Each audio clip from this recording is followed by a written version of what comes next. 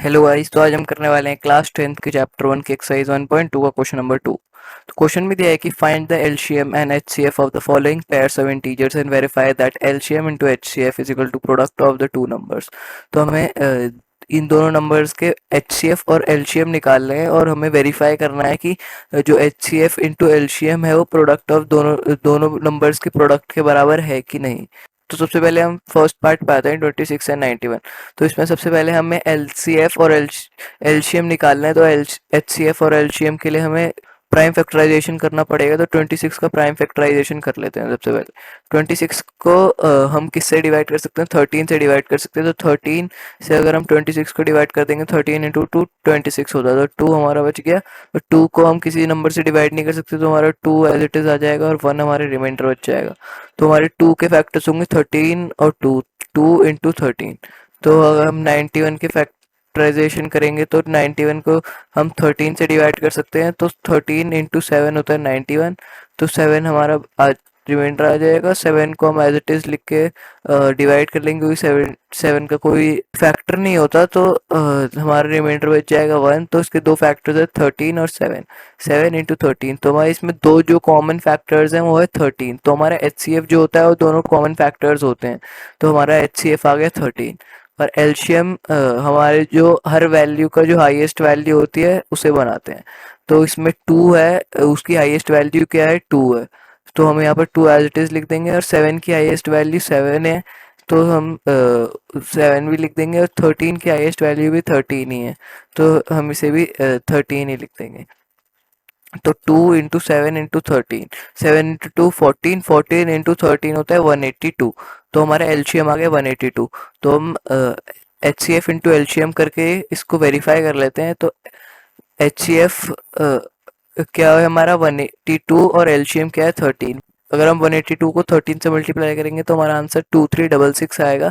तो अगर हम इसको वेरीफाई करने के लिए प्रोडक्ट ऑफ टू नंबर्स, मतलब दोनों नंबर्स को प्रोडक्ट करके देख लेंगे, देखते हैं कि वो इक्वल आता है कि नहीं। क्योंकि क्वेश्चन में दिया था कि हमें वेरीफाई करना है कि LCM into HCF is equal to product of the two numbers. तो प्रोडक्ट ऑफ टू नंबर्स और क्या इक्वल है एलसीएम और इंटू एचसीएफ के। तो हम दो नंबर हमारे 26 इंटू 91। तो 26 इंटू 91 करते हैं तो हमारा वैल्यू आती है 2366। तो हमारी दोनों वैल्यूज इक्वल हैं। तो हमने वेरीफाई कर लिया है कि H C F into LCM और product of two numbers equal हैं। तो अब पढ़ते हैं हम अपने नेक्स्ट क्वेश्चन पे। तो ये है हमारा नेक्स्ट क्वेश्चन। तो क्वेश्चन में हमें 51092 का एलसीएम और एचसीएफ निकालना है।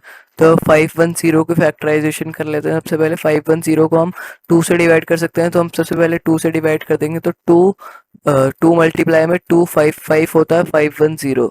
तो हमारा 255 नीचे आ जाएगा। और 255 में 5 हमारा लास्ट वैल्यू है। तो हम इसको 5 से डिवाइड कर सकते हैं। तो 5 से डिवाइड कर लेते हैं इसको।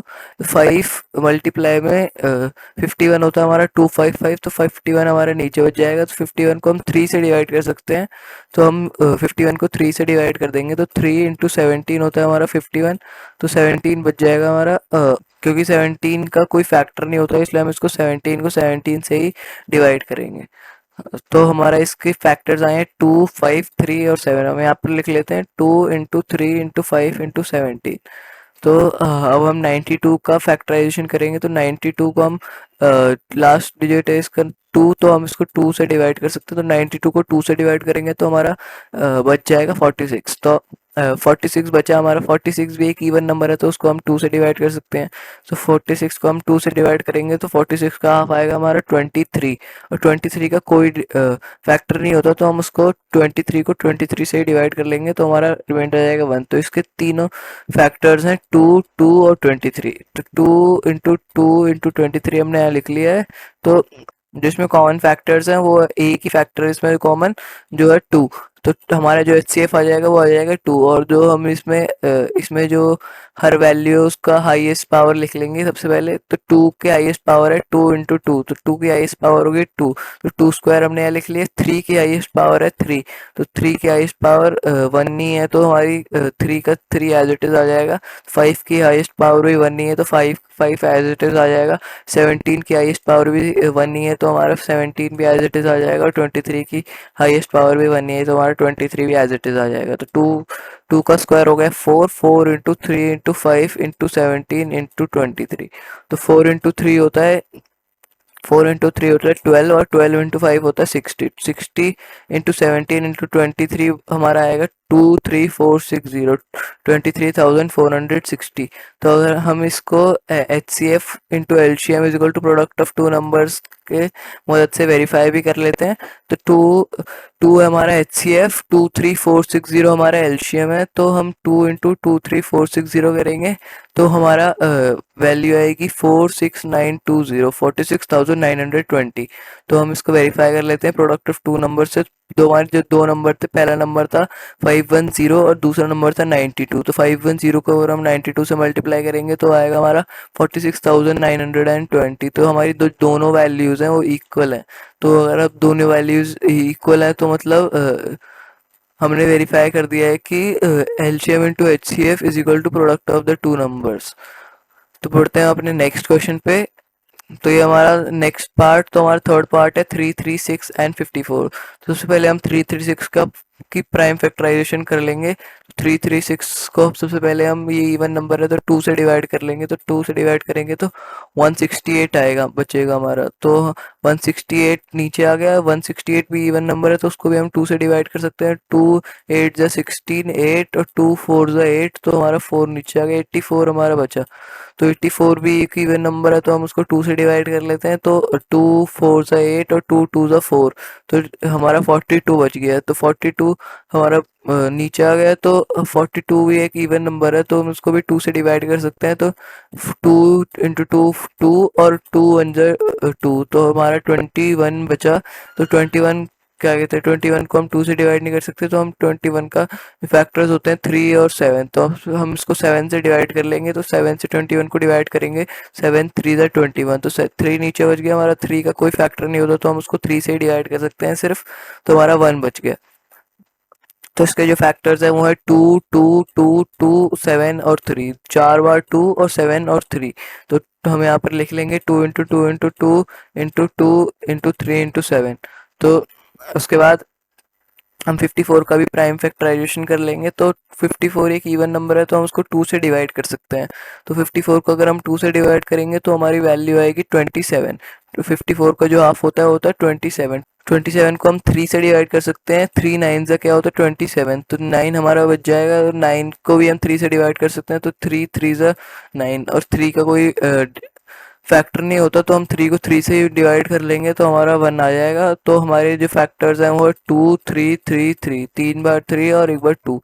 2 को हम 2 के नीचे लिख लेंगे। तो 2 × 3 × 3 × 3। तो हमारे जो इसमें दो कॉमन फैक्टर्स हैं वो है 2 और 3। तो 2 एच सी एफ निकालने के लिए हम दोनों कॉमन फैक्टर्स को मल्टीप्लाई कर देंगे। तो 2 × 3 इज इक्वल टू 6। तो दो कॉमन फैक्टर्स हैं तो हमारे इनको मल्टीप्लाई करने पे आ गया 6। तो हमारा जो एच सी एफ है वो है 6। और हम इसी से एलसीएम भी निकाल लेते हैं। तो इसमें जो हमारे 2 की हाईएस्ट पावर है वो है 1 2 3 एंड 4। तो 2 की हाईएस्ट पावर 4 है तो हम 2 की पावर 4 यहाँ लिख लेंगे। इंटू 3 की हाईएस्ट पावर क्या है इसमें 1 2 और 3। 3 की हाईएस्ट पावर 3 है तो हम 3 क्यूब लिख लेंगे यहाँ पर। और इसमें कौन सा नंबर बचा 7। तो 7 की हाईएस्ट पावर 1 ही है तो हम इसको 7 एज इट इज लिख लेंगे।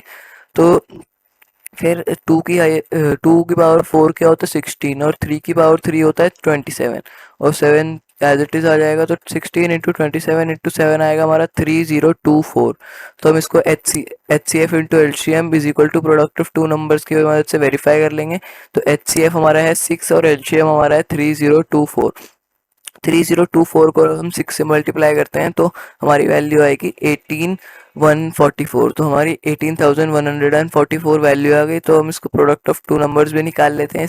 इसका 336 हमारा पहला नंबर था और 54 हमारा दूसरा नंबर था।